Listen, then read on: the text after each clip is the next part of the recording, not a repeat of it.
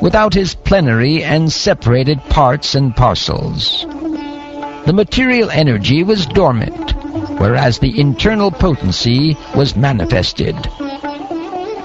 The Lord is the seer, and the external energy, which is seen, works as both cause and effect in the cosmic manifestation.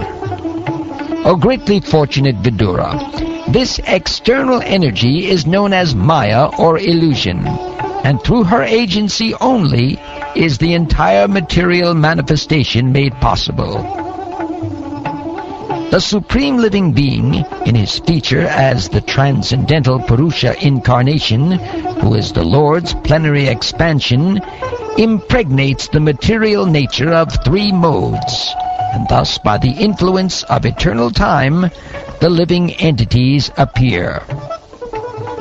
Thereafter, influenced by the interactions of eternal time, the supreme sum total of matter, called the Mahatattva, became manifested, and in this Mahatattva, the unalloyed goodness, the Supreme Lord, sowed the seeds of universal manifestation out of his own body.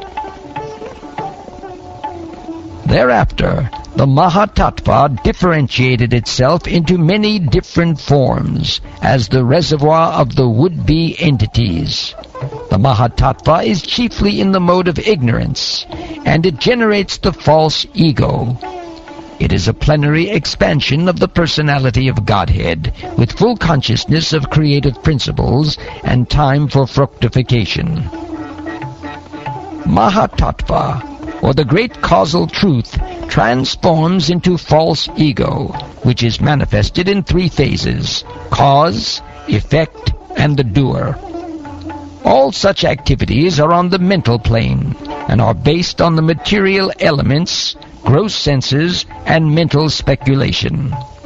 The false ego is represented in three different modes: goodness, passion, and ignorance.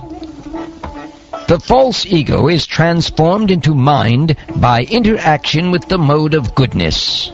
All the demigods who control the phenomenal world are also products of the same principle, namely the interaction of false ego and the mode of goodness. The senses are certainly products of the mode of passion in false ego, and therefore philosophical speculative knowledge and fruitive activities are predominantly products of the mode of passion. The sky is a product of sound, and sound is the transformation of egoistic passion.